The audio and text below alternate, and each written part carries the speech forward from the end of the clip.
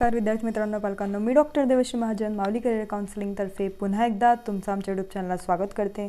आणि आजची आपली ही जी नेट टेस्ट अपडेट आहे की NTA ऑफिशियल वेबसाईटला आपल्याला एक ऑफिशियल अपडेट दिसते की आपली जी फायनल आन्सर की आहे नीट UG 2026 साठी ती रिलीज झालेली आहे। म्हणजे आत्ताच आपल्याला ही अपडेट दिसते की फायनल आन्सर की आता आलेली आहे। आपल्याला कालपर्यंत 15 तारखेपर्यंत ऑप्शन दिलं होतं की जर तुम्हाला OMR मध्ये जर काही मिस्टेक्स असेल किंवा जर तुम्हाला OMR ला चॅलेंज करायचं असेल तर तुम्ही 15 तारखेपर्यंत म्हणजे कालपर्यंत करू शकत होते।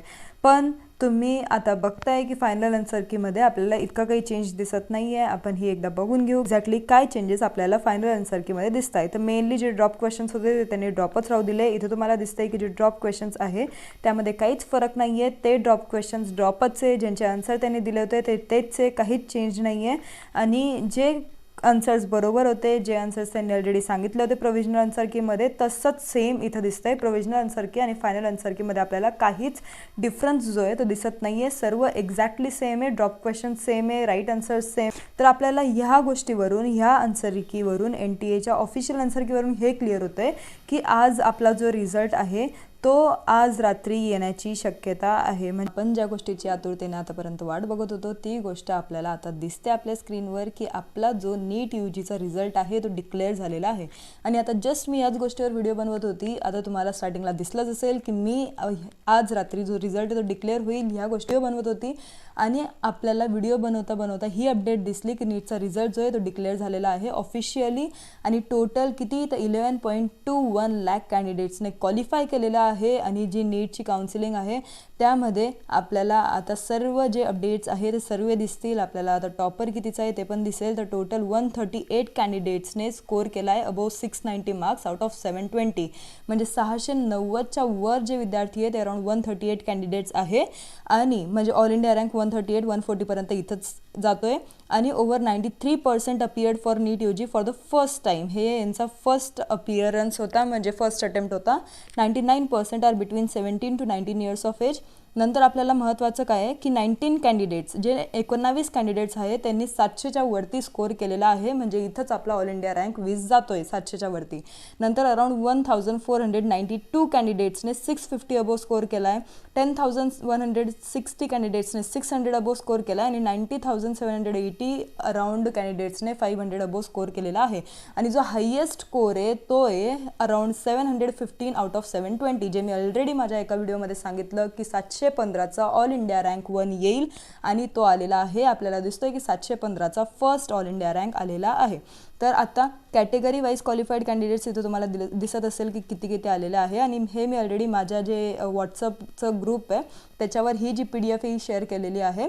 तर त्यावर तुम्ही हे पूर्ण PDF जी आहेत एकदम डिटेलमध्ये बघू शकतात। सर्व इथं डिटेल्स दिलेले आहे। आणि तुम्हाला जे काउन्सिलिंग रिलेटेड अपडेट्स आहेत ते लवकरात लवकर सुचवण्यात येतील असं इथं या PDF मध्ये म्हटलेलं आहे।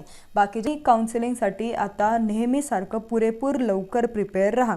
आता आपल्या हातात थोडी पण वेळ नाहीये। आता आपली जे टाईमलाईन आहे रिझल्टसाठीचं काउंटडाऊन होतं ते संपलेलं आहे। आणि आता ती वेळ आली या गोष्टीसाठी आपण आतुरतेने आत्तापर्यंत वाट बघत होतो। आणि पेड काउन्सिलिंगसाठी तुम्हाला या नंबरला कॉन्टॅक्ट करायचा आहे। आता रिझल्ट लागलेला असल्यामुळे आता जे आपले फोन्स आहे ते खूप जास्त बिझी राहतील, एंगेज राहतील। तुमचा जर कॉल लागत नसेल तर तुम्ही व्हॉट्सअपला तुमचं स्कोअर कार्ड सेंड करा, आम्ही तुमच्याशी कॉन्टॅक्ट करण्याचा लवकरात लवकर प्रयत्न करू। फक्त तुम्ही थोडा धीर ठेवा, पेशन्स ठेवा, घाई गोंधळीत काही पण चुकीचं पाऊल उचलू नका। सर्व नीट होईल, शेवटपर्यंत सर्वांचा नंबर लागत असतो, तर घाबरून जाऊ नका। जर मार्क्स चांगले असतील, वेल अँड गुड, कमी असतील तरी इट्स ओके। आपण जेव्हा काउन्सिलिंगमध्ये उतरतो तेव्हा आपल्याला काउन्सिलिंग मेन असतं रॅदर दॅन मार्क्स आपल्याला इतके इम्पॉर्टंट नाही राहत। पण जेव्हा आपण काउन्सिलिंग नीट करतो तर आपल्याला एका कमी मार्क्सवर पण चांगली सीट लागण्याची एकदम चांगली शक्यता असते। म्हणून मी तुम्हाला एवढंच सांगेल की शेवटपर्यंत पेशन्स ठेवा। बाकी आपल्याकडे अजून एक अपडेट आहे ती पण मी तुम्हाला शेअर करते। त्यासाठी अजून एक महत्त्वाची अपडेट की काही स्टेटची काउन्सिलिंग जी आहे रजिस्ट्रेशन किंवा ॲप्लिकेशन फॉर्म फिलिंग जे आहे ते चालू झालेलं आहे। तर आता महाराष्ट्राचं अजून चालू झालेलं नाही आहे, म्हणून तुम्ही गोंधळून जाऊ नका, तुम्ही चिंता करू नका। महाराष्ट्राची काउन्सिलिंग MCCच्या काउन्सिलिंग नंतरच स्टार्ट होते। MCCच्या शेड्यूल आता 8 किंवा 15 दिवसांमध्ये जेव्हा आपलं रिझल्ट घोषित होईल त्याच्या 15 दिवसांनंतर आपली MCCची काउन्सिलिंग स्टार्ट होईल. त्याच्यानंतर मग आपली जी स्टेट काउन्सिलिंग आहे महाराष्ट्राची ती स्टार्ट होईल. म्हणून तुम्ही काही जास्त घाई करू नका, गोंधळून जाऊ नका. आरामात शिस्तीत सर्व डॉक्युमेंट्स जे आहे ते जमा करा. नीट पेशन्स ठेवा आणि शेवटपर्यंत राऊंडमध्ये नीट खेळा. एक काउन्सिलर नीट लावा. पेड काउन्सिलिंगसाठी आता आमच्याकडे खूप जास्त रश आहे. तर एकदा रिझल्ट डिक्लेअर झाल्यानंतर जर तुम्ही आम्हाला कॉल करत असाल आणि कॉल जर बिझी येत असेल, एंगेज येत असेल किंवा जर कॉल व्यस्त असेल तर मग तुम्ही थोडी वाट बघा, वेट करा आणि फक्त आम्हाला व्हॉट्सअपला तुमचा जो स्कोर आहे आणि तुमचे जे मार्कशीट आहे, स्कोर कार्ड आहे ते आम्हाला सेंड करून द्या.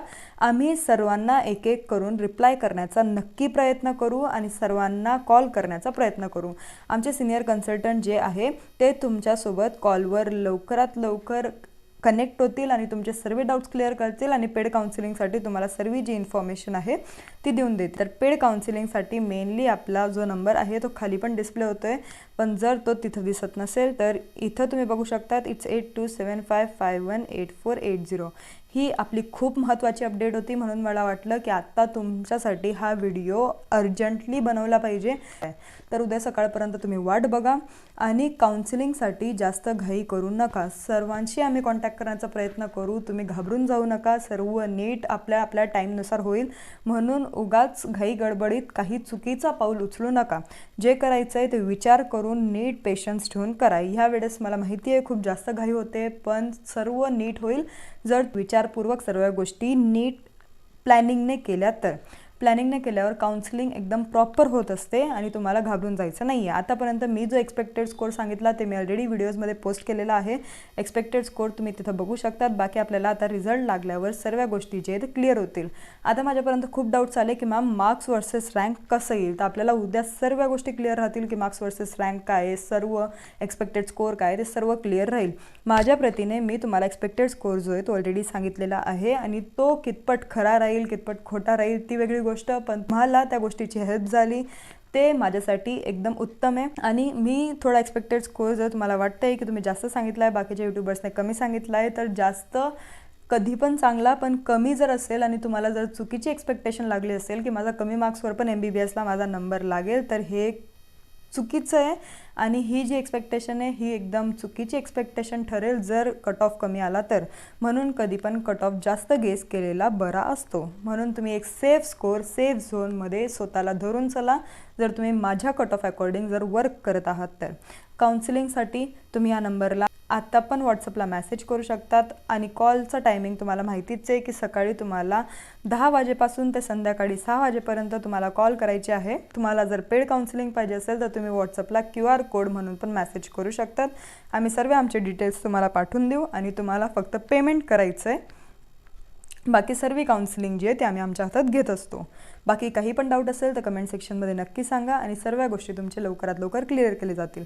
मी तुम्हाला शेवटी फक्त एक इम्पॉर्टंट नोटीस दाखवते कर्नाटकच्या काउन्सिलिंगची. ही जी नोटीस आहे ही तुम्हाला दिसतच असेल की ही KEA म्हणजे कर्नाटकचं हे एक्झामिनेशन वेबसाईट आहे. KEA जसं आपल्या महाराष्ट्राचं CET सेल असतं तसं कर्नाटकचं काउन्सिलिंगसाठी वेबसाईट KEA असते. तर त्यामध्ये आपल्याला ऑफिशियल अपडेट आलेली आहे. Only to the candidates have not registered for CET 2026. म्हणजे तुम्हाला जर त्यांच्या कर्नाटक स्टेटमध्ये ॲडमिशन घ्यायची असेल तर तुम्हाला इथं रजिस्टर करावं लागेल for MBBS, BDS, Ayurveda, homeopathy आणि युनानी कोर्सेस. तर या सर्वांसाठी जर तुम्हाला कर्नाटकमध्ये रजिस्ट्रेशन करायचं असेल तर जी रजिस्ट्रेशन आहे ते ओपन झालेलं आहे. तर ते 17 तारखेपासून म्हणजे उद्यापासून ते ओपन होईल आणि 24 तारखेपर्यंत ते चालेल. तर ही तुम्हाला खूप चांगली अपॉर्च्युनिटी आहे की तुम्ही आता नवीन रजिस्ट्रेशन करू शकतात. कारण ऑलरेडी यांचं जे रजिस्ट्रेशन आहे ते नीट एक्झामच्या आधीच होऊन गेलेलं असतं, फेब्रुवारीमध्येच होऊन गेलेलं असतं. तर मोस्टली रजिस्ट्रेशन तेव्हा होऊन जातात, पण आता नीटचा रिझल्ट लागण्याच्या अगोदर पण ते थोडं रजिस्ट्रेशन जे ते ओपन करत असतात. कारण ज्यांनी नाही केलं आहे तर त्यांना एक चांगला चान्स भेटावा म्हणून. तर तुम्ही 17 ते 24मध्ये कधी पण जे रजिस्ट्रेशन आहे तुमचं ते करू शकतात कर्नाटकमध्ये ॲडमिशन घ्यायसाठी आणि कमी फीजमध्ये तुमची जी MBBS BMS असेल ते कंप्लीट करण्यासाठी. बाकी काही पण डाऊट असेल तर नक्की सांगा आणि पेड काउन्सिलिंगसाठी लवकर कॉन्टॅक्ट करा. धन्यवाद.